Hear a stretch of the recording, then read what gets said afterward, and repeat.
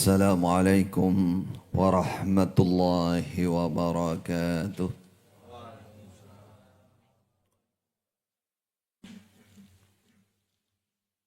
بسم الله والحمد لله ولا إله إلا الله وحده لا شريك له، وصلى الله وبارك وسلم على محمد بن عبد الله من لا نبي ولا رسول بعده، صلى الله وبارك وسلم عليه وعلى آله وصحبه ومن اهتدى بهديه واستنى بسنته إلى يوم المعاد وسلم تسليما كثيرا. Ikhwatal Islam, ikhwatal iman, saudaraku kaum muslimin rahimani wa rahimakumullah. Semoga kita selalu dirahmati, disayang, diridhai oleh Allah Subhanahu wa taala. Amin ya rabbal alamin. Sabahal khair. Pagi yang penuh dengan kebaikan insyaallah. Pagi yang penuh dengan cahaya iman, cahaya taqwa, nurullahi azza wa jal.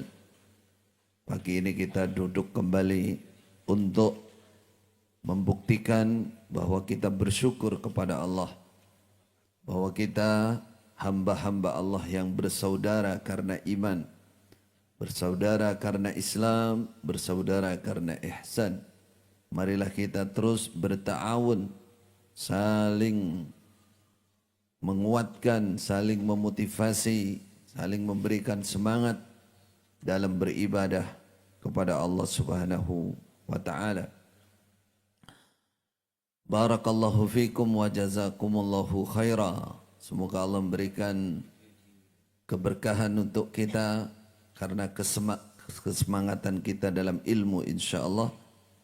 Pagi ini kita akan melanjutkan tafsir ringkasan dari tafsir Ibnu Katsir. Muqaddimah, saya ingin menyampaikan, jadilah hamba Allah yang sejati. Apakah ada hamba Allah yang tidak sejati? Pertanyaannya dengan begitu. Haqqa ibadah dalam bahasa hadis, haqqa ibadah, haqqa ubudiyatih, sebenar-benarnya, sejati-sejatinya menjadi hamba Allah. Jadilah hamba Allah yang sejati. Apa maksudnya? Jadilah hamba Allah yang memiliki sifat atau rasa tawadu' dan tadhallul, yaitu merasa rendah, merasa hina, tanpa sedikit pun kesombongan di hadapan Allah Subhanahu wa ta'ala. Jadi hamba Allah yang sejati adalah orang yang selalu merasakan hina, tidak punya kekuatan apapun, rendah di hadapan Allah Subhanahu wa ta'ala, lebih-lebih ketika kita sedang beribadah kepada Allah Subhanahu wa ta'ala. Kenapa Rasulullah sallallahu alaihi wasallam menjadi hamba Allah yang paling mulia di mata Allah? Sayyidu waladi Adam, Sayyidul Anbiya wal Mursalin, Khalilullah. Kata Rasulullah, seandainya saya belum dijadikan Khalilullah oleh Allah, saya ambil Abu Bakar sebagai kekasih dekat saya. Tapi saya sudah diambil sebagai Khalilullah, manusia termulia. Kenapa beliau sampai ke tingkat, ke level itu? Jawabannya yang terutama adalah karena sifat penghambaan beliau kepada Allah, tadhallul, tawadu' yang sempurna, yang tiada bandingnya, tiada bandingnya. Coba kita renungkan ketika ada orang Bani Amir, tamu, datang kepada Rasulullah sallallahu alaihi wasallam. Mereka mengatakan, Sayyiduna, anta Sayyiduna. Engkau adalah Sayyid kami. Apa kata Rasulullah? As-Sayyid huwa Allah. Bukan saya Sayyid itu. As-Sayyid itu Allah. Mereka mengganti bahasa ini. Tamu datang memuji Rasulullah.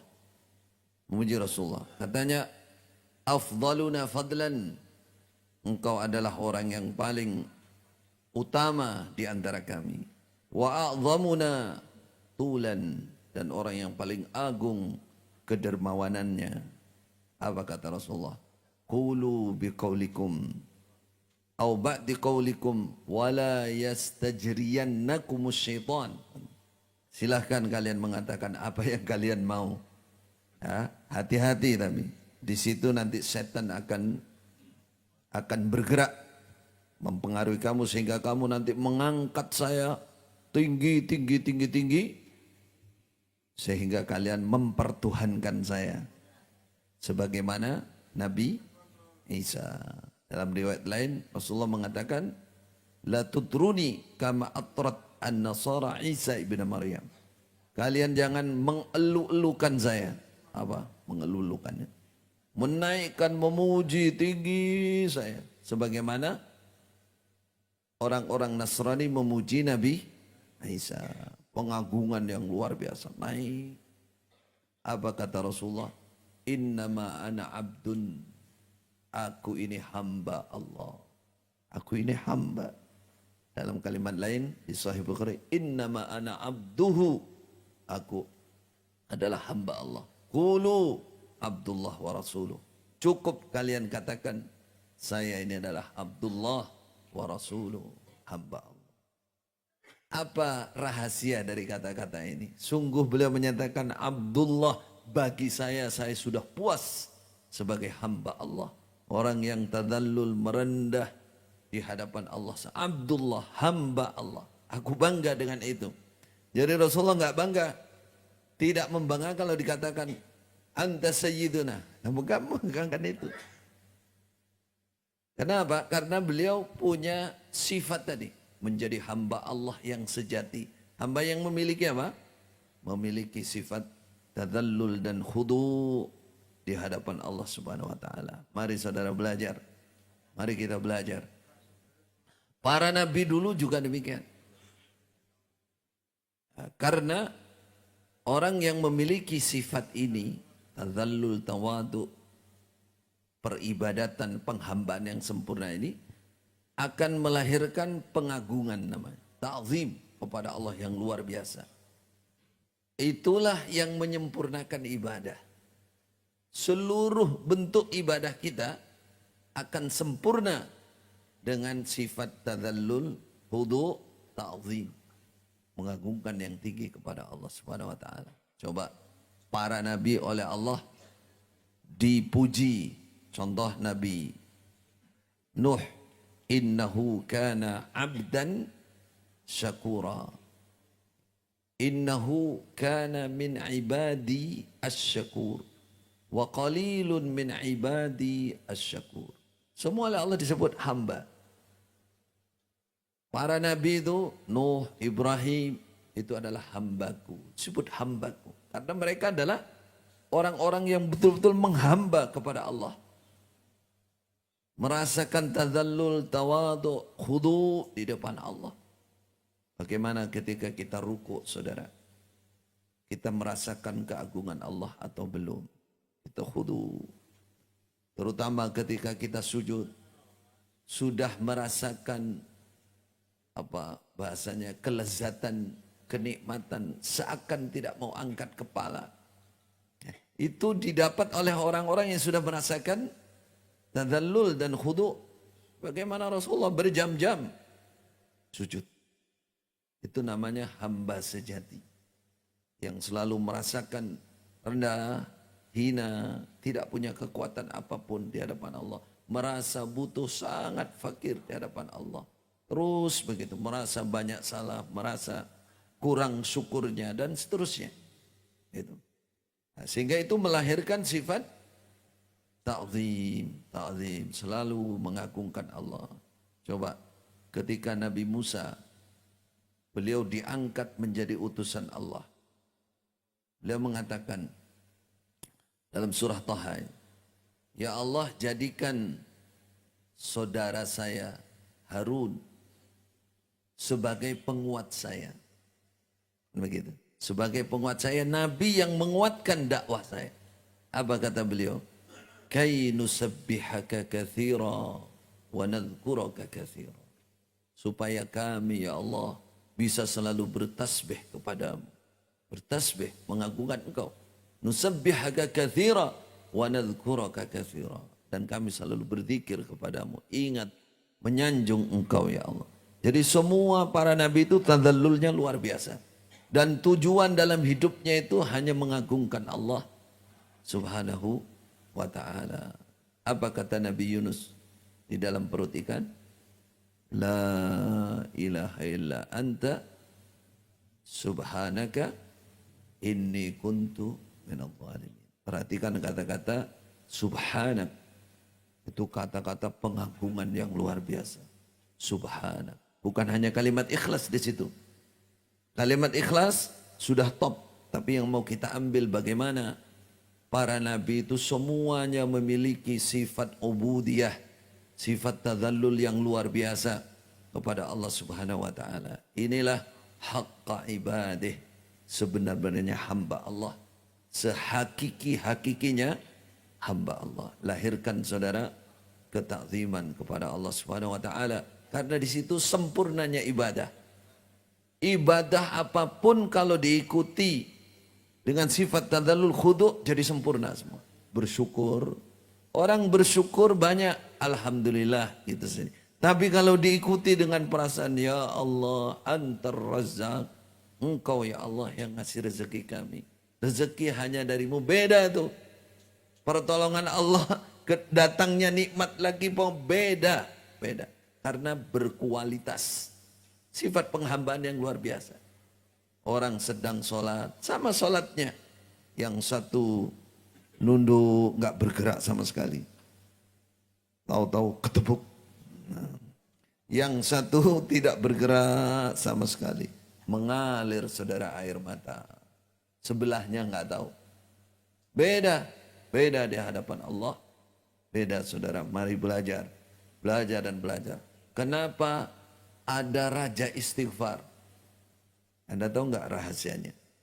Pernah dengar raja istighfar? Ada istighfar onorojo nih. Ada raja Sayyidul bukan istighfar biasa. Apa bunyinya? Kalimat pertama. Allahumma anta rabbi wa ana abdu. Pengakuan kehambaan yang luar biasa. Ya Allah, engkau Rabb saya ya Allah. Engkau pencipta saya, penguasa saya, pengatur segala urusan kehidupan saya. Wa ana abduk, aku hambamu ya Allah. Sadarkah kita ketika mengucapkan itu? Kalau tidak sadar, beda dengan orang yang sudah sadar punya tadallul, beda di hadapan Allah. Makanya itu dia kan raja istighfar. Orang yang kehilangan unta, dia sudah siap mati di padang pasir. Kenapa dia menjadi hamba Allah yang Allah sangat bahagia, bahkan lebih bahagia daripada dia ketika ada hambanya bertobat. Yang mau kita ambil perkataan dia ketika mendapati unta itu, apa dia katakan? Allahumma anta abdi wa ana rabbuk. Karena saking senengnya kebalik. Ya Allah, engkau hambaku, aku Rabbmu. Yang mau kita ambil saudara, seandainya dia tidak keadaan panik, ya pasti dia katakan Allahumma anta rabbi wa ana abduk. Wa ana abduk, engkau Rabbku, aku hambamu ya Allah. Inilah saudara rahasia kemuliaan kita sebagai hamba Allah. Saya katakan tadi, jadilah hamba Allah yang sejati.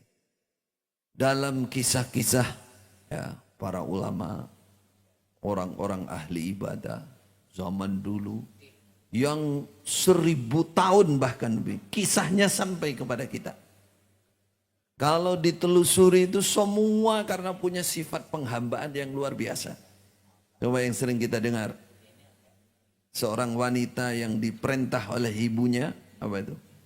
Untuk mencampur air susu. Yang mau saya tanya, apa kalimat yang sangat menyentuh hati yang sampai kepada kita?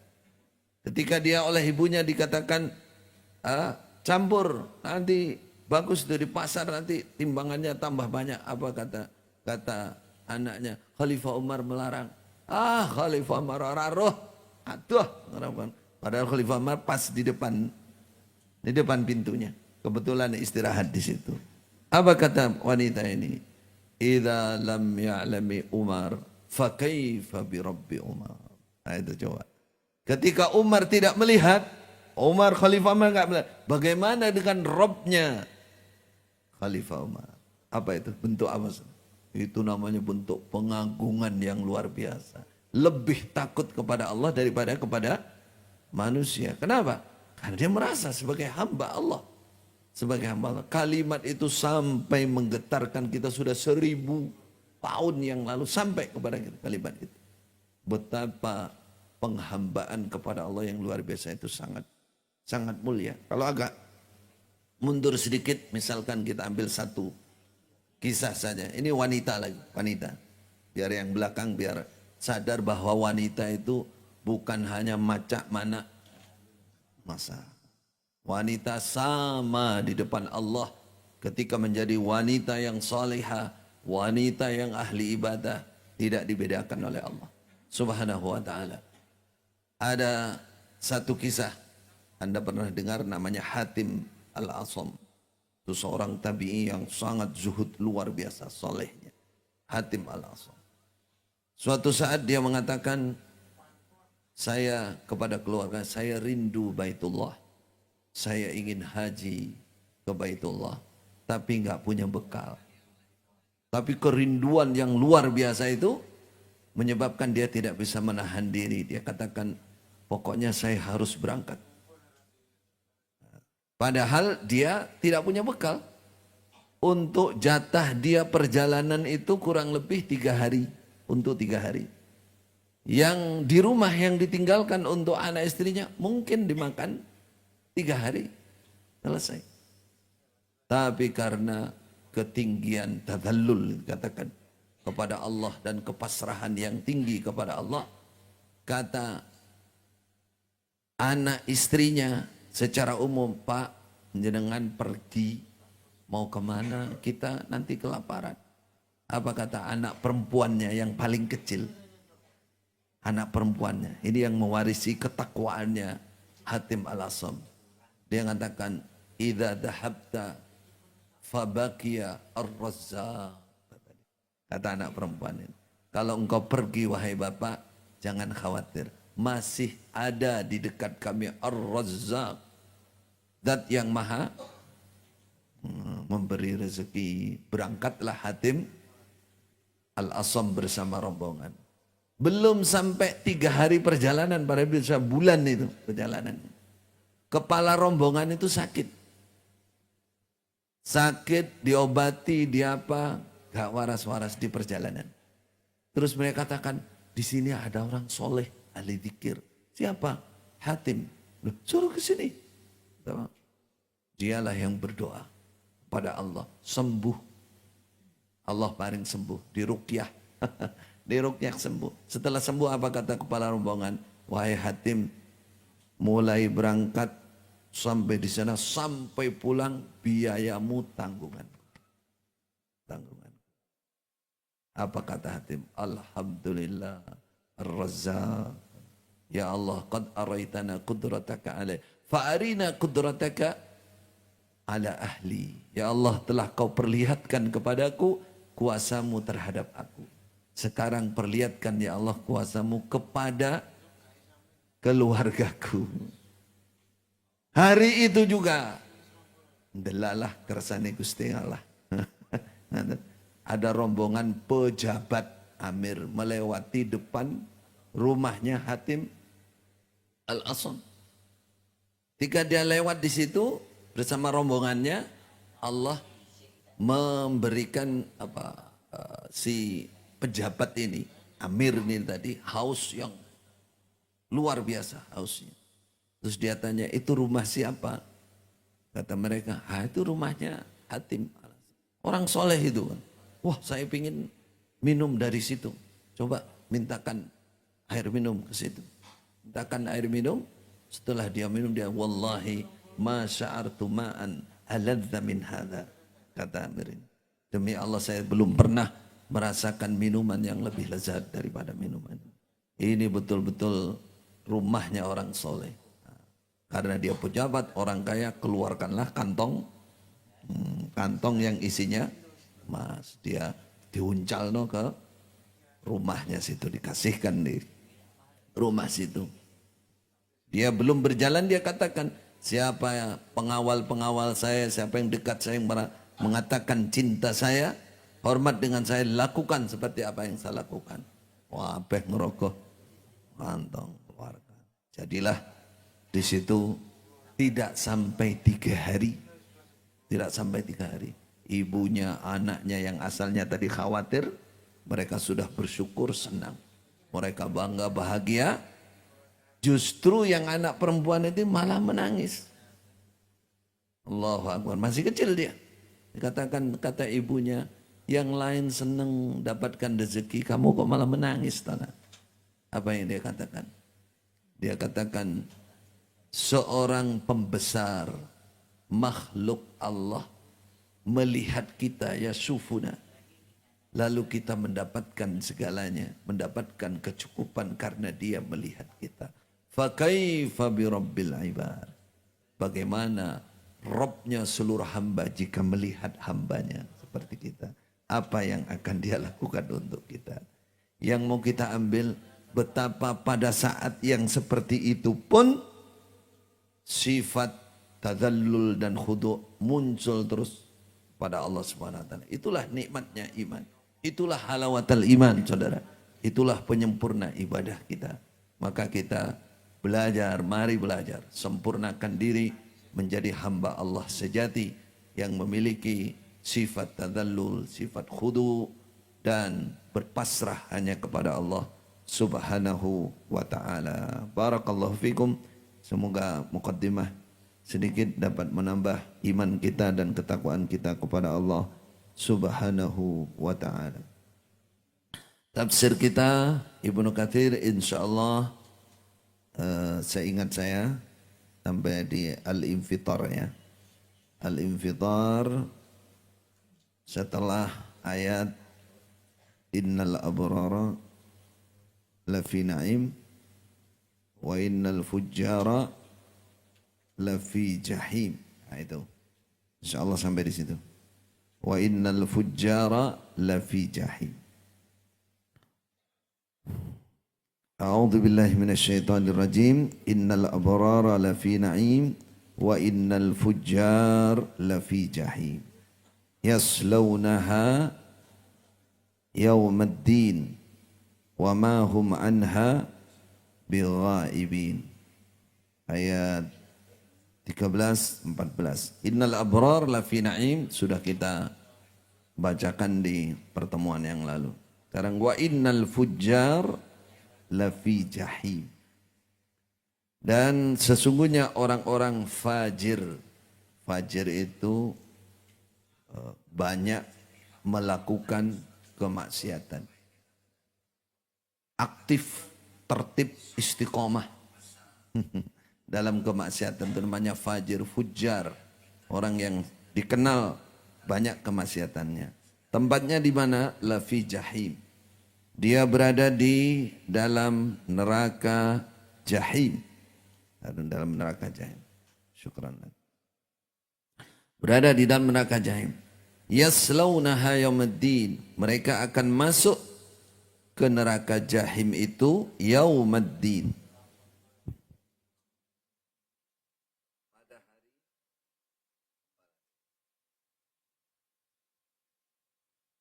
Kita sering mendengar kata-kata yaumaddin ya. Yaumaddin. Sering kita dengar hari pembalasan. Din itu ada 3 kisaran maknanya para mufassirin. Itu hari hitungan, hisab, Itu juga disebut dengan yaumiddin atau hari kiamat. Atau hari yaumul jaza, hari pembalasan. Wa ma hum anha bighaibin. Dan tidak ada mereka anha dari api neraka bighaibin, ghaib. Mereka tidak bisa ghaib dari neraka jahim. Apa ghaib itu? Ghaib itu absen, izin gak bisa. Mereka dalam beberapa ayat disebutkan, satu, mereka tidak bisa pergi, tidak bisa menghilang, tidak bisa bersembunyi menjauhi api neraka, nggak bisa. Karena di mana-mana api, nggak bisa lari. Nah, para ulama, para mufassirin memaknai di antaranya adalah la yufattaru anhum. Api neraka tidak pernah futur. Apa futur? La yufattaru, nggak pernah futur. Bedakan sama futur bitta. Kalau futur bitta itu sebentar lagi sarapan. Futur tidak pernah terlambat, nggak pernah telat sedikit pun, nggak pernah ada jeda, nggak pernah ada jeda. La yufattaru anhum. Allahu Akbar. Itu dia api neraka. Ada ayat lain, wa ma'um anha bighaibin, dimaknai la yukhaffafu anhumul adab. Tidak diringankan. Tidak gaib, maksudnya mereka enggak pernah diringankan. Tambah lama tambah berat. Saudara pernah bawa tas dan jalan kaki? Itu kalau Anda bawa 5 kilo, jalan 1 kilo mungkin masih terasa 5 kilo. Tapi kalau sudah di atas 10 kilo, bawa 5 kilo mungkin terasa 50 kilo. Saya pernah itu, jalan kaki dari Mekah, Haji Masyian. Dari rumah itu penuh itu. Teman saya lebih penuh lagi. Jalan, sudah capek, kurangi satu. Habis ini kurangi lagi, berat soalnya. Tuh. Bagaimana kalau api neraka itu memang fisiknya ditambah oleh Allah? Nggak pernah dikurangi, ditambah. Tambah berat, saudara. Waliyadzubillah. Katakan tidak pernah dikurangi, bahkan ditambah. Sampai mereka berdoa. Doanya apa? Ya Malik, liyaqdi alaina rabbuk. Wahai malaikat Malik, hendaklah Allah mematikan kami saja. Riwayatnya berapa? Nanti ada beberapa riwayat. Ada 100 tahun, ada 1000 tahun. Baru dijawab oleh malaikat Malik. Innakum makithu. Jawabannya juga pedas. Jawabannya juga menyusahkan. Kalian kekal di dalam neraka. Allahu Akbar. Tidak diringankan. Tidak ada terlambatnya. Itulah api neraka. Maka hilangkan sifat fujar, fajir. Orang-orang yang banyak berada dalam kemaksiatan. Yauma la tamliku thumma ma adraka wa ma adraka ma yaumuddin. Ini penutup surat Al-Infitar. Apa yang memberitahu kamu Muhammad? Apakah kamu ngerti Muhammad? Ma yaumuddin, apakah hari ad-din itu? Thumma ma adraka ma yaumuddin, diulang 2 kali pertanyaan itu. Jika Allah sudah menanyakan dengan wa ma adraka, berarti ini perkara besar, masalah besar yang harus kita renungkan, harus kita camkan baik-baik. Apa yaumuddin itu? Oleh Allah dijawab, yauma la tamliku nafsun li nafsin syai'a wal amru yauma idzin lillah. Pada hari itu la tamliku nafsun, tidak punya, tidak memiliki apapun seorang diri, li nafsin, untuk orang lain, syai'an, sedikit pun. Gak ada yang bisa membela orang lain. Semua menghadap Allah sendiri-sendiri. wal amru yauma idzil lillah, dan segala perkara, segala urusan, segala masalah semua ada di tangan Allah keputusannya saat itu. Saudaraku yang dirahmati oleh Allah, itulah hari yang sangat menakutkan, hari yang sangat memerlukan perhatian dari kita, saudara, bahwa kita akan menghadapi hari itu. Pada saat itu dikatakan dalam ayat lain apa? Yauma yafirrul mar'u min akhihi wa ummihi wa abihi wa sahibatihi wa bani. Saat itu lari orang meninggalkan saudaranya, wa ummihi wa abi, bapaknya ibunya sudah enggak kenal lagi, wa sahibatihi wa bani, bahkan istrinya ditinggalkan, anak-anaknya ditinggalkan. Itu kondisi secara umum bagi orang kafir. Bagi orang kafir. Alhamdulillah kita dapatkan iman, jaga keimanan, jaga keislaman kita. Kondisi umum. Bagaimana dengan orang-orang iman? Dalam kondisi-kondisi tertentu, tempat-tempat tertentu juga demikian. Semua orang hanya memikirkan dirinya sendiri. Orang urus wong liya. Para nabi itulah nafsi, nafsi. Diriku, diriku. Allahumma irham dha'fana. Sayangi kelemahan kami ya Allah. Wastur uyubana. Tutupi aib kami. Wa adkhilnal jannah ma'al abrar. Amin ya rabbal alamin. Saudaraku, diriwayatkan dalam hadis yang, dalam cerita yang sahih, sampai Nabi Isa dalam kondisi-kondisi yang berat itu, beliau mengatakan, Nabi Isa itu, la as'aluhul yaum illa nafsi. Aku tidak memohon apapun kepada Allah hari ini kecuali untuk diriku sendiri. Katakan, la as'aluhu Maryam allati waladatni. Aku tidak mampu, aku tidak berani ya, memintakan sesuatu untuk ibuku Maryam yang telah melahirkan aku. Nafsi, nafsi. Kalau para nabi begitu, bagaimana dengan kita, saudara? Ini dalam kondisi-kondisi tertentu. Jangan percaya kalau ada orang ngiming-ngiming tak jamin swargamu. Nah, contohnya siapa? Imamnya Islam Jamaah. Jaminannya begitu. Gak ada. Semua orang itu menanggung tanggung jawab dengan dirinya sendiri di hadapan Allah. Di hadapan Allah. Rasulullah sendiri mengatakan ketika ditanya oleh Sayyidah Aisyah, ingatkah engkau kepada kami pada hari kiamat, wahai Rasulullah? Apa kata Rasulullah? Di beberapa tempat aku gak ingat. Kapan itu? Ketika mau menerima buku catatan amal, orang wes kecuali dirinya sendiri takut bagaimana buku yang terbang itu sampai di tangan yang mana, kanan apa kiri. Dari depan, kalau yang dari depan wus, kitab itu terbang ke tangan kanan. Kalau dari belakang, wara'a dhahri fasawfa yad'u subura. Kalau kitabnya datang dari arah belakang, itu jurusannya ke tangan kiri. Fasawfa yad'u subura, dia akan berteriak, subur, subur, celaka aku, celaka aku, celaka aku. Nah, itu. Pada saat itu kata Rasulullah, aku enggak ingat, aku cuma diriku. Allahumma sallim, ya Allah selamatkan, selamatkan. Apalagi ketika hisaban amal, ketika sirat, jembatan neraka jahanam. Allahu Akbar.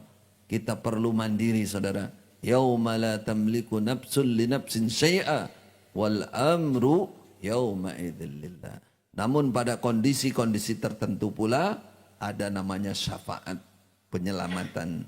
Apa syaratnya? Iman. Syaratnya iman, tauhid, bersih dari kesyirikan kepada Allah Subhanahu wa taala. Cinta sunnah Rasulullah, itu baru dapatkan syafaat Rasulullah. Itu. Jadi syarat-syarat itu harus kita penuhi. Kalau tidak bisa, saudara. Jangankan kita, Rasulullah kepada keluarganya sudah menyatakan. Sudah menyatakan. Bahkan kepada Fatimah Ya Fatimah binta Muhammad, ankidhi nafsaki minan nar, fa inni la'uni anki minallahi syai'a. Kalau kepada putrinya begitu, bagaimana kepada kita? Apa kata Rasulullah, wahai Indo, selamatkan diri kamu dari api neraka. Milikilah iman, milikilah ketakwaan, beribadahlah kepada Allah. La ughni anki minallahi syai'a. Aku tidak bisa membela kamu kalau kamu tidak punya kemandirian dalam iman, ibadah kepada Allah. Nggak bisa.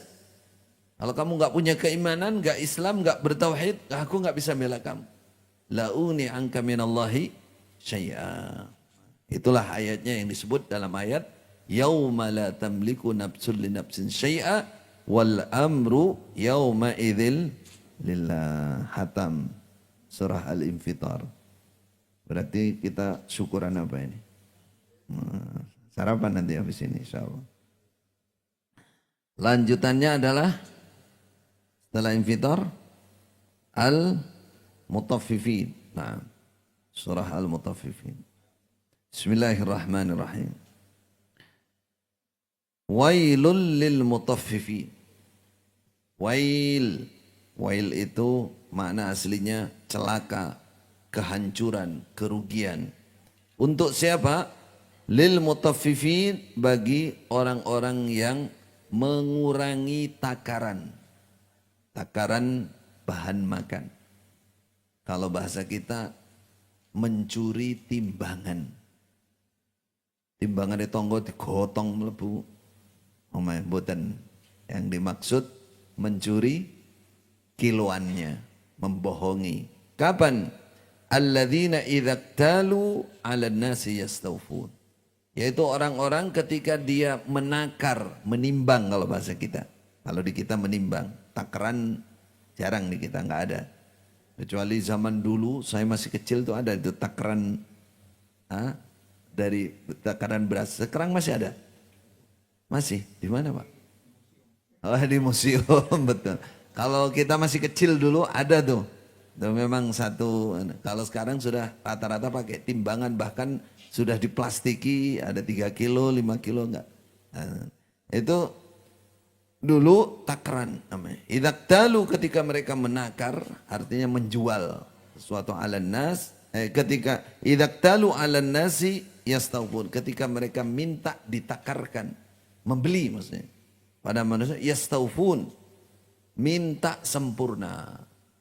Nek tuku membeli, oh ada pedagang, yang sempurna lah ya, coba kurangi loh, coba colong katanya. Wa idza kaluhum aw wazanuhum yukhsirun. Kebalikannya, kalau dia yang menakar, menjual atau menimbang untuk manusia, yukhsirun, mereka merugikan, mengurangi takaran itu, nyolong timbangan. Allahu Akbar. Masih ingat kaum siapa yang disiksa oleh Allah gara-gara ini? Kaum Nabi Syuaib. Nabi Syuaib disiksa oleh Allah. Kesalahan utamanya disampaikan kekafiran, tapi kesalahan utamanya karena mengurangi timbangan. Kenapa ayat ini diturunkan? Ini diturunkan di Madinah. Karena saat itu orang-orang Madinah banyak yang melakukan kecurangan seperti ini. Sehingga Allah menurunkan ayat ini. Karena mereka sudah Muslim, setelah diturunkan ayat ini, mereka berhenti total. Itulah orang Islam. Karena takutnya kepada Allah Subhanahu wa ta'ala. Itu berhenti total orang Madinah. Makanya setelah itu dikatakan paling amanatnya sok dan mood paling bagusnya adalah punyanya orang Madinah. Karena kejujuran mereka setelah turunnya ayat ini. Saudaraku yang dirahmati oleh Allah, coba kita ambil hikmah di balik itu. Bahwa agama kita, agama Islam, itu punya konsentrasi terhadap masalah kejujuran. Kejujuran, tidak boleh berkhianat sedikit pun, apalagi mengambil hak orang lain. Allahu Akbar. Kalau kita coba, ini siksanya berat di sisi Allah. Padahal ini baru berbicara mengurangi mungkin 1,5 kilo, sekian. Bagaimana yang kelas berat, saudara? Allahu Akbar. Jangan dikira ini hanya sekedar timbangan, enggak. Ini sebagai perbandingan bahwa Islam menitikberatkan kepada kejujuran, tidak boleh berkhianat, tidak boleh curang, tidak boleh mengambil haknya orang lain sedikit pun. Siapa yang melakukan itu, maka dia akan bertanggung jawab di sisi Allah. Peringatan besarnya kaum Nabi Syuaib disiksa di dunia langsung oleh Allah. Umat Muhammad ini masih banyak diampuni. Tapi kalau melakukan itu, ditunda siksanya besok hari kiamat, lebih berat daripada itu. Lebih berat daripada di dunia. Berarti Islam kita itu Islam yang sangat luhur, menjaga kemaslahatan kehidupan manusia itu luar biasa. Coba orang mencuri hanya 1/4 dinar dalam Islam. 1/4 dinar itu berarti berapa gram? 1 gram. 1 dinar itu 10 dirham. 1 dinar itu 4 gram. Berarti kalau 1/4 1 gram. Mencuri 1 gram, pinten sakniki ibu-ibu yang seneng pakai emas? Berapa? Harganya pinten? 2 juta. Nah, mencuri 2 juta, potong tangan. Taruhannya tangan. Pokok ini tangan ini. Apakah perasaannya, oh tangan kok harganya 2 juta? Bukan. Bukan masalah tangannya harga 2 juta. Bukan, harga mahal. Karena beratnya pelanggaran mengambil hak orang lain. Maka siksanya berat. Kalau nggak selesai ini di akhirat lebih parah siksanya.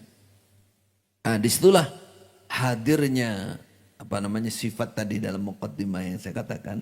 Bagaimana orang mengagungkan Allah berarti mengagungkan syariat, mengagungkan aturan-aturan yang paling ditakuti Allah. Ketika Khalifah Umar dikasih minum air perahan, air susu perahan. Setiap hari sudah hafal beliau. Karena punya unta sendiri, yang bagian ngepuh itu juga sendiri, dan sudah hafal rasanya. Suatu saat beliau dikasih minuman itu, loh ini kok beda ini. Dari mana ini kamu? Kata pembantunya, dari unta zakat. Inna lillahi wa inna ilaihi raji'un. Haram alaih. Haram untuk aku. Aku enggak makan zakat. Jadi beliau Khalifah merasa tidak berhak mendapatkan zakat. Padahal hanya seteguk. Ini loh. Beliau takut sekali katakan. Langsung dia, kenapa? Kenapa kamu lakukan ini? Kenapa? Kata pembantunya, wahai Amirul Mukminin, biasanya anaknya unta jenengan kita ikat. Sehingga kita bisa merah duluan untuk jenengan, habis itu baru anaknya. Kebetulan hari ini berat. Lepas dari ikatannya. Kami belum sempat merah susu untuk panjenengan, anaknya sudah duluan habis. Karena habis kami ke kebun datang unta-unta zakat itu. Mungkin ratusan unta. Hanya 1 gelas saja. Kenapa beliau langsung bergegas ke masjid, sholat, kemudian khutbah. Dia mengatakan, ayyuhan nas ata'danuna li. Wahai manusia, adakah kalian mengizinkan saya untuk minum seteguk perahan air susu itu, yang itu adalah dari unta-unta zakat. Mereka semua heran. Heran. Karena apa? Karena Khalifah mengerti saya tidak berhak dan saya takutnya kepada Allah Subhanahu wa taala. Ya tentunya orang Islam pasti mengizini, hanya segitu aja. Yang mau kita ambil betapa merasa wirainya yang luar biasa, rasa takutnya kepada Allah yang luar biasa. Itu yang kita harapkan, saudara. Ya. Berarti di sini mungkin kita melihat ini hal yang biasa dilakukan oleh bakul-bakul buah. Di Gumul sini banyak itu bakul. Mungkin beras, mungkin apa. Kalau beras sudah nggak ada, sudah museum. Ya, sekarang orang nimbang banyak masih. Dianggap hal biasa. Mungkin di mata kita juga yang beli karena setiap hari biasa begini biasa. Padahal itu di sisi Allah pelanggaran besar. Pelanggaran. Wailul lil mutaffifin. Kalau hanya seteguk air susu Khalifah Umar takut bagaimana yang korupsi 300 miliar mendekati 1 T gara-gara jualan visa haji. Allahu Akbar, sungguh jauh kita dari ketakwaan yang sesungguhnya kepada Allah Subhanahu wa taala. Berdoalah saudara, semoga pemimpin kita menjadi pemimpin yang jujur, yang amanat, yang menjaga kemaslahatan rakyatnya. Barakallahu. Ala yadhunnu ulaika annahum mab'utsun? Katanya. Masih ditanya oleh Allah. Mereka yang melanggar, yang suka mengurangi timbangan itu, apakah tidak menyangka, apakah tidak ada perkiraan dalam hatinya annahum mab'utsun, bahwa mereka akan dibangkitkan di sisi Allah. Mereka akan dibangkitkan liyaumin azim, pada hari yang sangat besar. Kapan itu? Yauma yaqumun nas li rabbil alamin. Pada harinya semua manusia berdiri menghadap Allah Subhanahu wa ta'ala. Tidak ada satupun yang tertinggal. Tidak ada yang bisa sembunyi. Semua satu persatu menghadap Allah. Coba, pelanggaran mengurangi timbangan oleh Allah diingatkan. Apa enggak merasa, apa enggak takut dengan hari besok di hadapan Allah akan berdiri dan akan dimintai pertanggungjawaban di sisi Allah. Allahu Akbar. Wa man ya'mal mithqala dzarratin khairan yara. Wa man ya'mal mithqala dzarratin syarran yara. Seberat semut hitam, saudara. Seberat semut hitam, kebaikan atau keburukan besok dihadirkan di sisi Allah Subhanahu wa taala. Yauma tublas sarair. Semua rahasia yang tidak terlihat di dunia besok akan ditampakkan di sisi Allah. Tidak takutkah kita sebagai manusia menghadapi hari yang besar itu? Jawabannya kita pasti takut. Maka takut itu camkan, tempelkan, istiqomahkan dalam hati sehingga memotivasi kita menjadi orang yang baik, menjadi orang yang jujur. Yauma yaqumun nas li rabbil alamin. Ini Imam Ibnu Katsir menerangkan beberapa riwayat yang menjadi perhatian bagi kita. Semua manusia akan berdiri dimintai pertanggungjawaban dari segala perbuatannya. Takutlah kita kepada Allah, saudara. Semua perbuatan akan dimintai pertanggungjawaban di sisi Allah. Imam Malik meriwayatkan Rasulullah sallallahu alaihi wasallam bersabda, pada hari berdirinya manusia menghadap Allah itu, maka di antara mereka ada yang tenggelam ke dalam keringatnya mencapai telinganya. Hadis Bukhari Muslim. Kita membayangkan keringat kalau kita dalam kondisi takut, orang ndrotes toh keringat. Belum lagi matahari yang dikatakan dalam riwayat ini, riwayat Imam Ahmad, direndahkan sampai 1 atau 2 mil. Allahu Akbar. 2 mil itu, 1 mil itu kalau darat 3 kilometer ya. 1,5 apa? Nah, di antara itulah. Pokoknya dekat, hanya 2 mil. Bagaimana yang sekarang matahari sekarang? Matahari itu planet lain itu. Kan untuk lain berarti sudah di luar, mungkin sangat jauh, sangat jauh. Bagaimana kalau dekat? Allahu Akbar.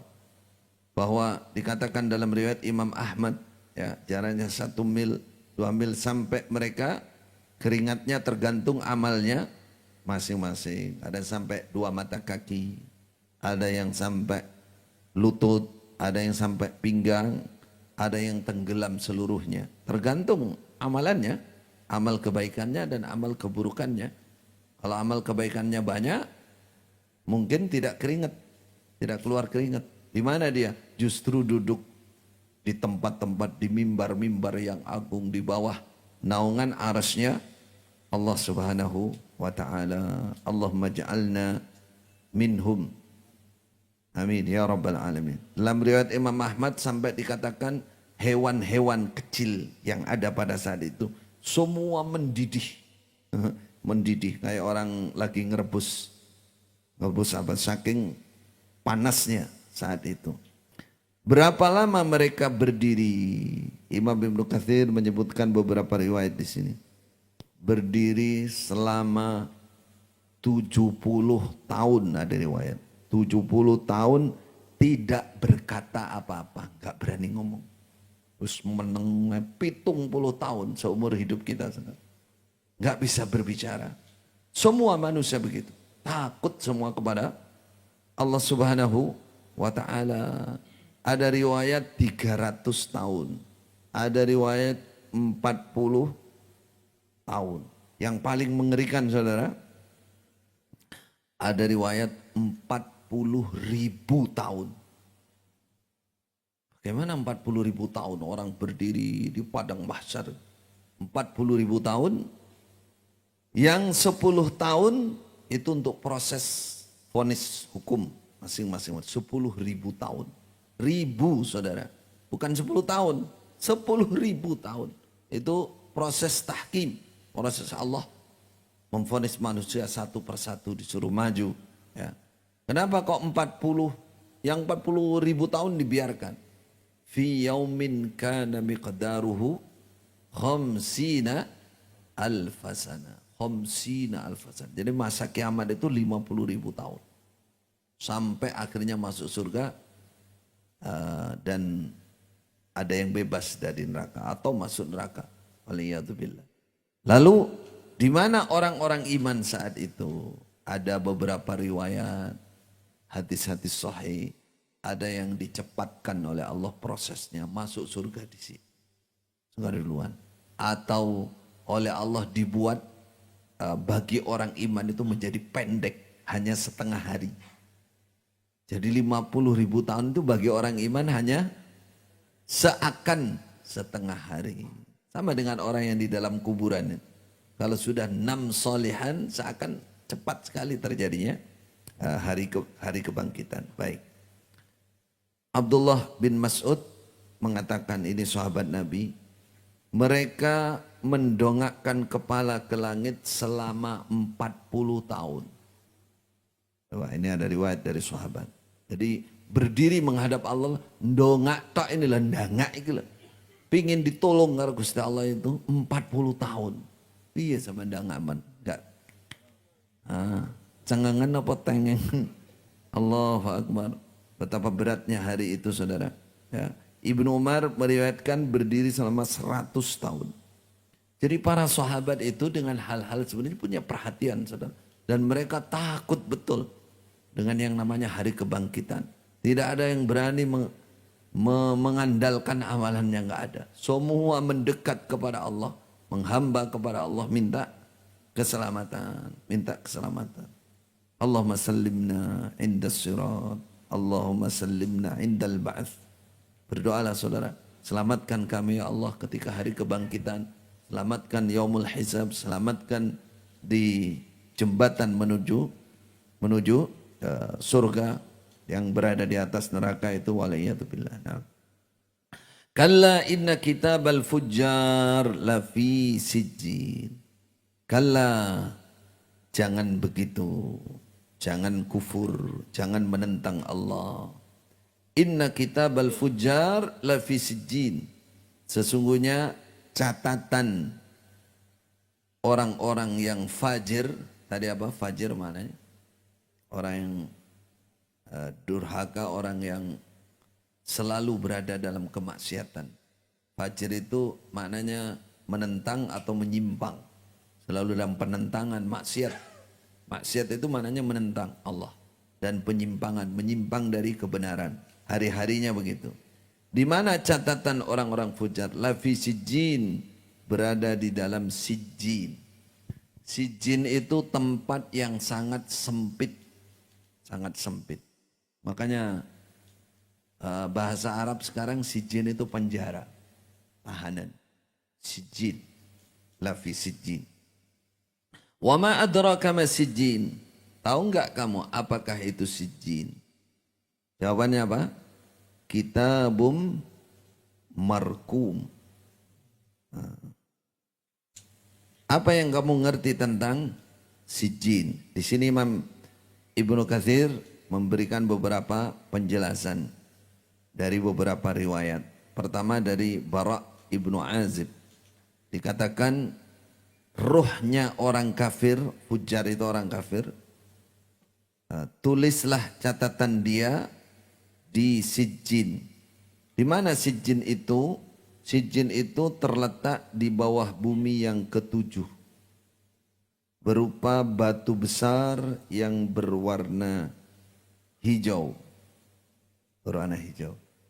Jadi rohnya orang kafir, kitab al-fujar, ketika dinaikkan ke langit, dibawa maka dilempar dari langit sana. Dilempar sampai nanti nembus ke bumi, ke bawah rohnya nanti ditempatkan di sijin, di bumi yang paling bawah ketujuh. Di sana ada suatu tempat berupa batu, disitulah tempatnya rohnya orang-orang fajir, orang-orang kafir. Nah, itu riwayat pertama. Yang kedua dikatakan asfala safilin. Riwayat kedua bahwa sijin itu adalah sebuah sumur di neraka jahanam. Jadi sudah ada neraka, di situ ada sumur. Orang fajir besok dicemplung nih ke sumur situ. Apa isinya? Berbagai macam siksa. Sumur tempat sempit, dia dimasukkan, dia disiksa dengan siksa-siksa yang tersendiri, bukan istimewa. Ya, ini kelas istimewa, bukan.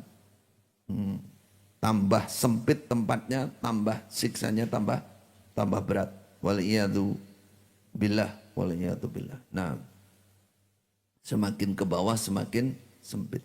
Ada riwayat lagi sijin itu tempat yang paling sempit dan paling bawah di neraka jahanam. Jadi kitabum markum wailu yawma idzin lil mukadzibin. Sebuah kitab markum yang sudah ditulis. Jadi bahwa orang-orang fajir akan ditempatkan ruhnya di sijin, di bumi yang paling bawah, atau orang kafir orang fujar akan ditempatkan di sijin, penjara sijin di neraka jahanam. Itu sudah merupakan catatan yang ditetapkan, yang sudah ditulis, tidak dapat dikurangi atau ditambahkan. Wailu yawma idzil lil mukadzibin alladzina yukadzibuna biyaumiddin. Celaka, kebinasaan pada hari itu didapatkan oleh orang-orang yang mendustakan. Mendustakan apa? Alladzina yukadzibuna biyaumiddin. Orang-orang yang mendustakan hari kiamat. Saudaraku yang dirahmati oleh Allah, termasuk salah satu rukun iman yang keenam adalah beriman kepada hari akhir. Beriman kepada hari akhir. Tidak mendustakan, tidak ada keraguan sama sekali dengan yang namanya hari akhir. Di antaranya disebut dengan istilah yaumuddin. Orang yang diancam celaka, wail, jurang khusus di neraka jahanam, orang yang mendustakan. Yang mau kita ambil hikmah di balik ini, saudara, pertanyaannya bagaimana keimanan kita dengan hari akhir. Keyakinan kita dengan hari akhir. Bagaimana cara mendeteksi bahwa iman kita sudah tinggi. Iman kita sudah mendekati sempurna. Kalau sempurna total susah. Maka jawabannya kata para ulama, orang yang selalu mengingat atau teringat dengan hari akhir, lalu ada athar. Athar itu onolah bete dalam hati. merasa takut yang luar biasa, yang membuat dia terus bersiap, termotivasi untuk menyiapkan segala hal menghadapi hari akhir. Itulah yang oleh Rasulullah disebut sebagai orang apa? Orang cerdas, orang cerdas, al-qayyis. Lebih dalam lagi pertanyaan kepada diri kita masing-masing. Keseharian kita, berapa kali kita ingat hari akhir? Kapan kita ingatnya hari akhir? Jawabannya mungkin secara umum, kalau pas ngajian kayak begini. Pasti eling no lagi eling. Kalau sudah di rumah, ali. Nah, itu nilai apa standar sampai di mana penilaian iman kita kepada hari akhir. Iman itu kan perlu disempurnakan, perlu apa tidak? Iman itu tambah. Iman itu bukan hanya kepada Allah loh. Allah, malaikat, terus kitab, para rasul, hari akhir, qada dan qadar.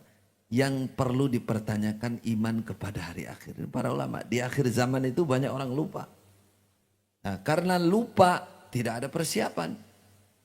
Kalau tidak ada persiapan, hari datangnya akan kaget, akan banyak penyesalan. Karena nggak pernah bersiap. Nah, maka di sini perlu diingat yang namanya hari akhir. Ketika Khalifah Umar sudah tertusuk, beliau sudah tersungkur ke apa namanya, ke tanah. Wailu li Umar, li ummi Umar, idza lam yaghfirillah yaumal akhir, kata beliau. Jadi kondisi begitu itu beliau ingat hari akhirat, bukan meratapi sakitnya. Aduh, enggak ada gitu. Yang diingat hari akhir. Sungguh celaka bagi Umar jika tidak diampuni oleh Allah besok hari menghadap Allah Subhanahu wa taala. Allahu Akbar. Itu contoh bagaimana keimanan dengan hari akhir. Yang diingat itu hari akhir. Hasan Al-Basri ketika lampu mati. Nah, biasanya lampunya bukan cetekan gini. Apa? Lampu ubliknya mati. Ya. Kemudian diperbaiki sampai terang lagi. Ini sudah basah. Jenggot sudah basah semua. Menangis. Ditanya oleh sahabat dekatnya, kenapa Anda kalau mati lampu selalu menangis? Dia katakan, tadzakkartu zulmatal qabr. Allahu Akbar. Saya ingat betapa gelapnya kuburan. Bagaimana orang dimasukkan ke dalam kuburan. Hanya 1 meter kali berapa, ditutup papan, ditutup tanah. Semua orang akan masuk ke dalam kuburan. Pertanyaannya, berapa tahun lagi kita mau bertahan di dunia? 100 tahun? 200 tahun? 300 tahun? Jangan dinaikkan, direndah. Allahu Akbar. Kalau kita nggak iman kepada hari akhir, betapa persiapan kita kurang, saudara. Kurang. Maka koreksi, saudara. Walaupun alhamdulillah kita tidak termasuk orang yang mendustakan hari akhir. Tapi pertanyaannya, membenarkannya, tasdiknya seperberapa, sudah berapa kualitasnya. Itu yang perlu kita koreksi. Koreksi diri. Sehingga kita bisa bersiap yang namanya menghadapi hari akhir itu. Al-qayyis mandana nafsahu lima ba'dal maut. Orang yang cerdas, kata Rasulullah, yang menyiapkan dirinya terhadap hal-hal setelah kematian. Nah, idza tutla alaihi ayatuna qala asatirul awwalin. Ketika dibacakan ayat-ayat kami kepada mereka, ayat-ayat kami, kata Allah kepada mereka, qala asatirul awwalin. Ini adalah asatir, tulisan, karya-karya orang-orang zaman dulu. Kalau bahasa kita, kalau boleh dibahasakan, ini khurafat. Ya, kalau dibacakan ayat Allah, dia katakan ini enggak guna, ini tulisannya zaman bien. Iki kuno, ini sejarah lama, enggak kepake sekarang. Ini dustanya orang-orang zaman dulu. Kalau bahasanya Islamnya apa? Iki kitab karangan. Nah, dulu saya kalau sudah nyebut kitab karangan wis pokoknya di luar wis kuabeh kitab karangan. Sesat semuanya. Mantap ya. Itu namanya asatirul awwalin itu. Artinya apa? Tidak beriman kepada Al-Quran. Ini lagi-lagi hikmah para ulama mengatakan syukuri jika Anda sudah beriman kepada Al-Quran. Tapi pertanyaan berikutnya, sampai di mana keimananmu terhadap Al-Quran? Bukan hanya iman ijmali loh. Kalau iman ijmali memang sudah masuk di ranah atau di kategori iman, tapi masih bawah sendiri, bahaya itu. Dalam kondisi masih khatir jiddan, masih bahaya. Harus naik itu imannya dengan Al-Quran. Itu rukun iman yang ketiga ya, iman kepada kitab-kitab Allah. Allah, malaikat, kitab atau kitab kemudian para rasul. Nah, pertanyaannya sampai di mana iman kita terhadap Al-Quran? Walaupun kita nggak mendustakan, maka harus diukur. Bagaimana mengukurnya? Satu, cintanya kepada Al-Quran. Nih, cinta apa enggak kita kepada Al-Quran? Kalau kita jawab di hati kita yang jawab. Dia sendiri, aku iya, aku onok jani. Senang karo. Tapi seperberapa? Nah, di situ nilai imannya, mahabbahnya dengan Al-Quran. Nah, kalau dibilang pertanyaan kalau cinta Al-Quran itu kaya apa toh? Cinta apa senengane tuku Quran tukoni Quran. Iku lak bakul Quran jenenge. Bukan itu. Orang cinta Quran itu ya dia akan merasa bahagia, senang bersama Al-Quran. Baca Quran senang. Gak berhenti-berhenti membaca. Mendalami Al-Quran senang. Indah Al-Quran. Ceritanya gak pernah habis. Didalami Al-Quran senang. Ada orang pada bacaan Quran senang. Itu pertandanya. Ingin mendalami Al-Quran. Ingin menguasai Al-Quran. Ingin baca yang benar. Baca yang taratil. Ingin tahu isinya. Ingin hafal. Itu tingkat keimanan Al-Quran. Orang yang iman, yang Islam, tidak cinta Al-Quran, kata Abdullah bin Mas'ud, tidak, berarti dia tidak cinta Allah. Karena bukti cinta Allah itu adalah cinta Al-Quran. Belajar saudara, kalau kita sampai meninggalkan Al-Quran, dilaporkan oleh Rasulullah. Ya Rabbi, inna qaumi ittakhadhu hadzal Qur'ana mahjura. Wahai Allah, kaumku meninggalkan Al-Quran ya Allah. Masya Allah, jangan sampai kita termasuk yang dilaporkan oleh Rasulullah kepada Allah Subhanahu wa Ta'ala yang menunjukkan bahwa kita tidak punya kecintaan terhadap Al-Quran. Ada yang pernah dengar cerita saya, ada seorang imam kalau habis khutbah Jumat dia itu mesti mendatangi undangan ke rumah-rumah jamaahnya. Nah, setiap Jumat begitu, makan-makan di situ. Suatu saat ini di Riyadh kejadiannya. Itu yang cerita salah satu teman saya dari Riyadh. Itu ketika suatu saat dia diundang ke rumah orang. Nah, di situ ada istri, ada suaminya, ada istrinya, kemudian anaknya masih kecil. Kebetulan Syekh ini tidak diikuti yang lain. Hari itu, Jumat itu sendirian. Setelah dihidangkan makanan, pulang, istri yang punya rumah mengatakan, uang kita mas, hilang mas. Di mana? Kamu taruh di mana? Saya letakkan di meja makan. Kata suaminya, ya tidak ada orang lain kecuali Syekh itu. Berarti pencuri Syekh itu. Oh gayane tok iku ya wong. Itu. Kata si suami katanya, jangan mas. Jangan suudzon bahasa kita. Jangan. Kalau betul Syekh yang ngambil, kemungkinan beliau lagi betul-betul kepepet dan membutuhkan. Gak apa-apa kita maafkan. Padahal itu gak tahu berapa puluh ribu real apa berapa. Betul. Istrinya solihah. Ora iso. Kita gak bisa sama orang pengkhianat pura-pura jadi syekh tapi nyolongan orang iso gak terima aku. Nah, tapi terus diingatkan oleh istri, jangan itu guru kita itu imam kita, bukan imam yang dibayar, imam sholat kita hormati beliau. Tapi si suami ini nggak bisa nyimpen amarahnya. Pokoknya ketemu syekhnya wis meneng. Ya orang muring, orang sampai muring-muring tapi ya kelihatan lain. Syekhnya juga mikir, kira apa tau ini. Betul, kepikiran. Dan 6 bulan, kurang lebih 6 bulan kemudian, 6 bulan apa 5 bulan. Nilalai, gilirannya tempat itu lagi. Kata suaminya, orang usah ngundang saya lagi saya. Gak usah. Nah, ini gilirannya awal dewe. Oh, nyolong muring-muring gitu lah. Udahlah mas, sudah lupakan aja yang lalu itu lupakan. Nah, terus terjadilah diundang lagi ke situ dan memang suaminya mengatakan jangan ada orang lain yang ikut, sudah saya aja.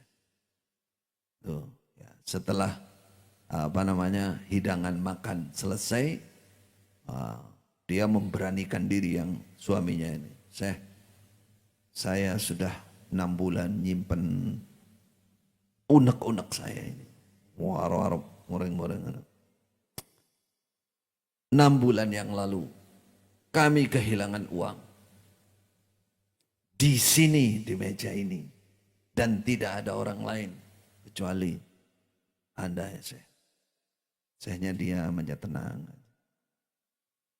Terus gak lama, bagaimana sih? Tiada ada orang lain kecuali jenengan di sini. Terus syekhnya nangis. Oh, sungguh itu syekhnya. Karena nangis, sudahlah kalau memang salah diakui saja, nggak usah nangis-nangis belarang lah. Dah diakui saja.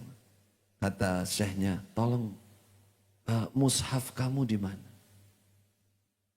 Mushaf kamu. Dulu saya ingat ketika makan ada mushaf di tempat di meja makan. Mushafmu mana? Coba ambil mushafnya. Terus dia cari mushafnya, dia ambilkan. Ini saya. Terus dibuka. Ini uangmu di sini. Jadi uangmu ketika itu jatuh berserakan, saya kumpulkan. Saya lihat mushaf, saya masukkan ke mushaf. Karena saya husnudzon kamu baca Quran. Jadi kalau nggak usah saya kasih tahu, sudah buka Quran sudah langsung ketemu duit kamu. Berarti 6 bulan kamu nggak menyentuh Quran. 6 bulan kamu nggak sentuh Quran. Saya menangis bukan karena apa-apa, karena saya kok ada di antara jamaah saya, murid saya yang sampai meninggalkan Quran 6 bulan. Saya nggak masuk akal, makanya saya menangis. Nggak mungkin orang iman kepada Al-Quran, cinta Allah meninggalkan Al-Quran. Jadi saya menangis karena itu. Allahu Akbar. Bagaimana dengan kita? Kaifa bina ya ikhwan? Bagaimana kita? Apakah Quran hanya bulan Ramadan saja? Nah, ini koreksi. Beriman kepada kitab Allah. Kita memang tidak termasuk orang yang mengatakan ketika dibacakan Al-Quran, katakan, wah ini dusta, ini enggak. Tapi pertanyaannya, kalau sudah begitu, pernahkah kita, atau sudah sampai di manakah kita beriman kepada Al-Quran, cinta kepada Al-Quran? Ini koreksinya. Jadi kalau tidak termasuk orang yang kafir, kita masuk orang yang iman, alhamdulillah. Cuman imannya sampai di mana? Sampai di mana? Itu yang perlu perhatian kita. Padahal Al-Quran itu menjadi syafaat kita besok hari kiamat. Ketika kita mencintai Al-Quran, salah satu ibadah yang jelas hadisnya sharih akan menjadi pendamping kita mulai dari alam kubur, bangkit dari kubur sampai perjalanan yang berat itu, yang akan mendampingi itu adalah Al-Quran. Adalah Al-Quran. Bagaimana kita rela, kita puas, kita tidak ada perhatian? Jangan saudara. Mari cintai Al-Quran sebagai pembuktian bahwa kita beriman kepada Al-Quran. Barakallahu fikum. Semoga apa yang disampaikan pagi ini bisa menambahkan ilmu yang jadikan manfaat dan barakah untuk kita semua. Silakan jika ada satu pertanyaan. Berikan. Al-Yamin.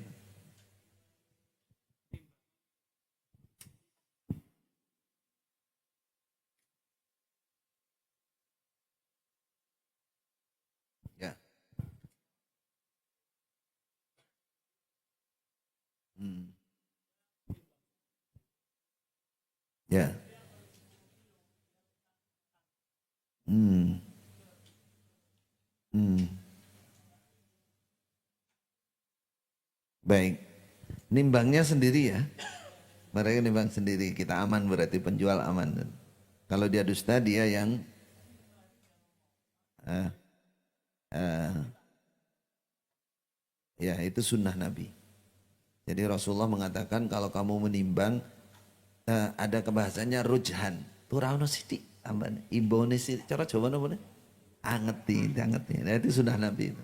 Gitu. Pas itu dengan sunnah Nabi. Memang ya niati berarti itu sedekah tambahan untuk ya penjual insyaallah.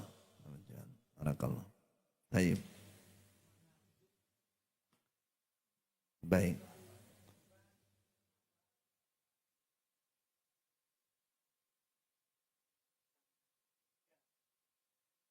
Baik. Baik. Khudu kha ba ain. Khudu nah, pakai ain. Bukan hudu saja tapi khudu. Ada zillah, ada tazallul, ada tawadu. Kalau di tawadu, khudu sama. Tawadu. Cuman khudu itu kalau tazallul itu hati. Hati kita merasa lemah, merasa sangat memerlukan Allah Subhanahu wa taala, tidak punya kekuatan apa-apa. Tazallul. Kalau khudu ini lebih kepada apa namanya? Sikap. Sikap itu contohnya bersuara ketika berdoa atau bersikap pas kita sujud dengan apa ya bahasanya sujud itu sampai kita merasakan koyo lemes koyo nah itu namanya khudu merendah betul.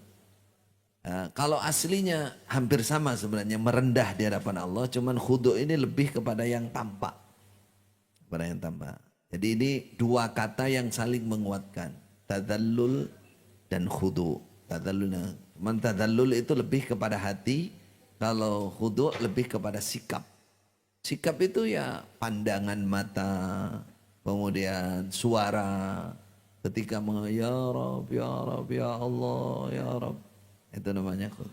Atau sikap ketika kita ruku itu praktek dari kekhuduan kita. Ketika kita sujud, kalau kepada manusia itu ya permisi, hatinya dia menghormat, itu namanya tadallul. Nah, sikapnya itu disebut khudu. Nah, khudu. Kalau bertanya tentang Islam jamaah kenapa menjamin surga, pertama saya katakan mereka sebenarnya memahami dalil cuman salah paham. Nah siapa yang membuat salah paham? Ya dari awalnya begitu. Nah, kalau saya gambarkan seperti imam sekarang misalnya, ini sudah imam yang ketiga. Dia tidak punya latar belakang keilmuan yang matang. Nerimone mau ngono. Nerimanya begitu dari generasi awal. Pokoknya gitu, pokoknya kalau bahasan. Jalan satu-satunya masuk surga hanya lewat jamaah kita. Lo gue dipegang itu. Terus menggunakan dalil. Apa dalilnya? Ini asal usulnya dulu. Kenapa dia berani menjamin? Apa dalilnya? Al jama'atu rahmatun wal firqatu adzabun. Jamaah surga. Tidak jamaah neraka. Wajib.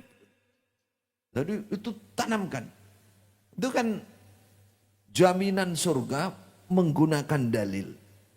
Masuk di ini. Terus pengetahuannya dia nggak punya pengetahuan. Ngerti nih gue. Ini level imamnya nih. Yang nomor satu yang paling atas. Nah, setelah dia meyakini itu. Nah, kalau ditanya kenapa jamaah kita? Ya karena kita yang jamaah. Lainnya firqah. Apa buktinya? Buktinya imam kita yang pertama pulang dari Mekah. tahun 40 sebelum Indonesia ini merdeka.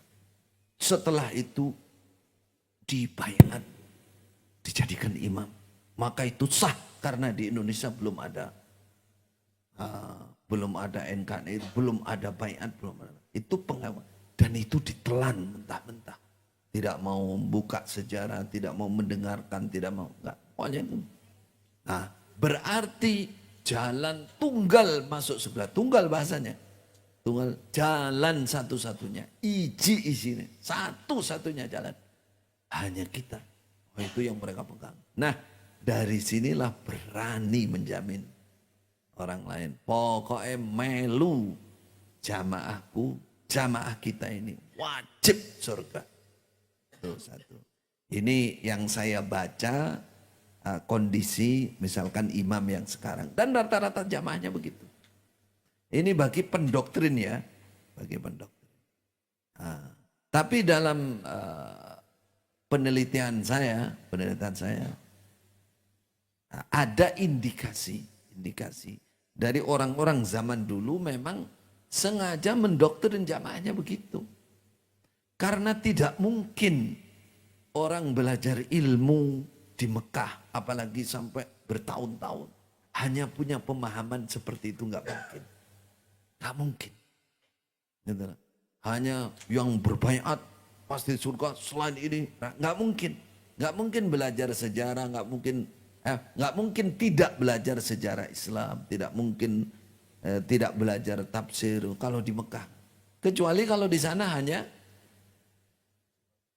jalan-jalan tok, melaku tok ya, dulin tok ya mboh nek ngono.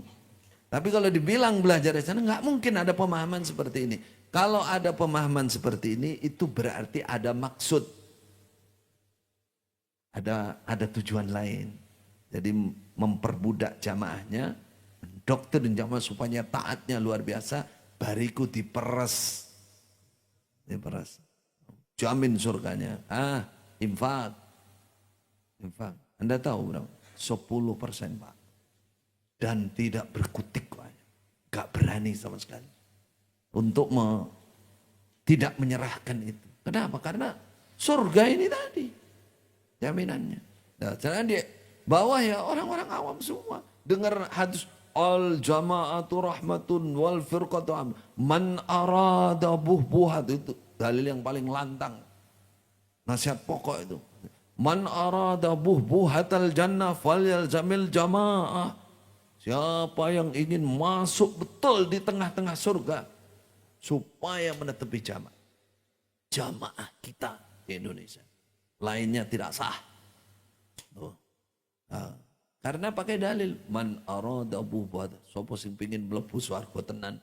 Nek pengin pinggir-pinggire yo silakan atuh pinggir utawa metu kok swarga. Pengin di tengah tenan mlebu tenan ya harus jamaah. Nah, itu pakai dalil. Cuman saya katakan dalil memahaminya salah. Padahal dalil itu kadang-kadang itu targhibiyah. Targhib itu memotivasi umat supaya melakukan yang disebutkan di dalam itu. Contoh, man arada buhbatalnya falyalzamil jamaah. Katakan wa man syadda ilan nar, siapa yang memisai jamaah maka dia memisai ke neraka. Di sana itu dipegang. Sopo sing metu toko jamaah awake dhewe maka dia pasti ke neraka. Nah gitu. Murtad wajib langgeng di neraka. Padahal dalilnya ya di situ waman syadda ilan nar. Rasulullah bermaksud jangan sampai kamu sebagai orang Islam sengaja memecah belah, memisai umat Islam. Begitu maksudnya. Tapi bukan sampai kok maksudnya menakut-nakuti supaya jangan melakukan perpecahan itu. Tapi apakah perpecahan tidak terjadi? Terjadi. Zaman sahabat Nabi sudah pecah kok. Nah, dan bahkan sudah perang, bunuh-membunuh. Tapi di situ belum sampai sahabat tidak kafir mengkafirkan. Tidak neraka-neraka nih wong enggak. Tidak neraka-nerakakan. Karena terjadi perselisihan perang padahal. Nah ini, jadi bahayanya seperti kelompok Islam Jamaah ini kalau mereka sudah punya kekuasaan, punya kesempatan bahaya betul. Iya, bahaya betul. Hah? Siapa yang melarang? Pemerintah. Ya, kenapa nggak dilarang oleh pemerintah? Ya, karena oknum, oknum, oknum pemerintahnya yang bagian ngelarang, nggak mampu melarang. Nah, mungkin kena namanya sobat, obat, pokat. Mereka berjuang luar biasa. Sobat itu digambui, deketi. Coba lihat. Itu mesti ada orang-orang khusus yang deketi para tokoh-tokoh, para pejabat itu pasti. Ada petugas baru, koramil baru, ada baru, mesti datang duluan mereka. Presiden baru datang duluan. Namanya sobat. Obat, obat itu uang. Sogok, tuh, suap. Nah, hati-hati yang setiap hari raya dapat buah, dapat apa, itu bagian dari caranya mereka menutupi. Allahu Akbar. Oknum-oknum polisi, apalagi di Kediri ini, nah, seakan jadi rumah, habis mereka. Iya, makar. Ya itu. Ya itu yang pertanyaan kita kenapa itu ya karena oknum, oknum. Jadi mereka punya namanya perjuangan bitona, nutupi rahasia, ada budi luhur. Budi luhur itu berpura-pura baik kepada orang, tapi hatinya tetap dia ngafirkan orang. Ngafirkan orang. Ya. Yang namanya uang merah, mereka punya uang merah. Merah itu yang ratusan itu berarti. Bukan, istilah mereka itu uang riba. Uangnya banyak di bank, riba itu bisa miliaran. Nah itu yang disiapkan ke amplop. Atau dirupakan apa-apa untuk membungkam. Makanya orang yang mengerti betul kok ini jelas makar. Jelas banyak undang-undang di negara yang dilanggar. Sekarang narik persenan 10 itu pidana itu harusnya. Kalau tangkap tangan kita juga sudah ngasih tahu apa kita mau kasih tahu tempatnya kalau memang ada yang berani. Ya, ternyata ya di balik itu ya masih ada yang melindungi. Yang melindungi ya kebagian nggak tahu tiap bulan karungan mungkin. Ya. Hmm. Hmm. Oh, oh begitu, begitu. Saya jawab ya. Apa yang sampean usulkan sudah berulang kali. Saya dan teman sudah diundang sampai ke Jagung. Apa ke Jagung? Bisa. Wallahu Akbar. Allahu Akbar. Maka ya beginilah masih negara kita. Negara kita. Ya, kita kembalikan kepada Allah semua. Yang penting jangan emosi, tetap ikhlas berdakwah, mengingatkan. Ya mudah-mudahan kalau memang mereka tidak bisa diluruskan, ya, semua majelis ulama Indonesia dari pusat tahu betul sudah. Ngerti betul seluruh dan buktinya ada di depan mata semua. Bukti semua ada. Semua ada. Kenapa kok belum bisa? Nah, itu saya tadi jawabannya. Nah, ada oknum, ada kalau tidak ada sobat, obat, pokat. Ya, ya intinya berarti Allah belum menghendaki baik. Berarti tidak mau berubah dan oleh Allah belum dibubarkan. Berarti jadi cobaan bagi semuanya, cobaan bagi semuanya. Yang seperti ini saudara di Indonesia tidak hanya satu, cuman yang satu ini parah banget memang. Karena dari sisi akidahnya parah sebenarnya. Kenapa? Parahnya lagi karena ditutup dengan hal-hal yang kelihatannya baik. Padahal itu hancur, akidah itu sudah hancur. Betul-betul itu akidahnya Khawarij. Artinya Khawarij. Itu tinggal menunggu bomnya waktu saja. Ya, karena kita merasakan itu. Kalau dia punya kuasa, itu pasti. Kalau Anda mau bukti, ini nih orangnya tuh, paling belakang. Baru diceraikan. Masa ada istri menceraikan suami? Dia belum pernah mencerai, istrinya sudah nikah. Sudah nikah. Coba. Mau balik ke sini, ya. Sini, ini anaknya teman saya. Mau balik top di Menoro situ. Mau ketemu ibunya aja nggak boleh. Nggak bisa. Dihadang oleh pengamanan padahal ibunya sakit. Ibaratnya begitu. Bagaimana itu? Itu ajaran Islam apa itu? Nggak ada ajaran begitu. Itu kejahatan luar biasa dalam Islam. Rasulullah mengatakan jangankan yang iman. Kafir pun kalau itu masih famili sambung kok. Dan itu habis orang kalau sudah hijrah. Dianggap murtad sudah. Murtad. Bukti seperti itu banyak sekali. Banyak sekali. Makanya memang aliran seperti ini berbahaya betul memang. Kalau dibiarkan. Semakin dia besar kekuasaan semakin bahaya. Yang tahu betul lagi nih ya pakai kacamata hitam. Jangan disyuting. Nah itu orangnya. Nah itu masih bunglon itu. Nah kayaknya itu roh. Bunglon dia masih di dalam. Tuh. Ustadz itu guru pondok dia. Nah, jangan bilang-bilang orang. Tapi tahu betul bahwa secara akidah kejahatan luar biasa. Secara undang-undang negara banyak undang-undang negara kita yang dilanggar. Itu makanya ya kalau kita mampu berdakwah silahkan, kalau tidak paling tidak mendoakan. Doakan mudah-mudahan Allah membuka hati mereka, meluruskan jalan mereka sehingga kembali ke jalan Islam yang betul rahmatan lil alamin. Barakallahu fikum, mohon maaf jika ada kurang lebihnya. Jazakumullah khair. Wassalamualaikum warahmatullahi wabarakatuh. Subhanakallah. Asyhadu an la ilaha illa anta astaghfiruka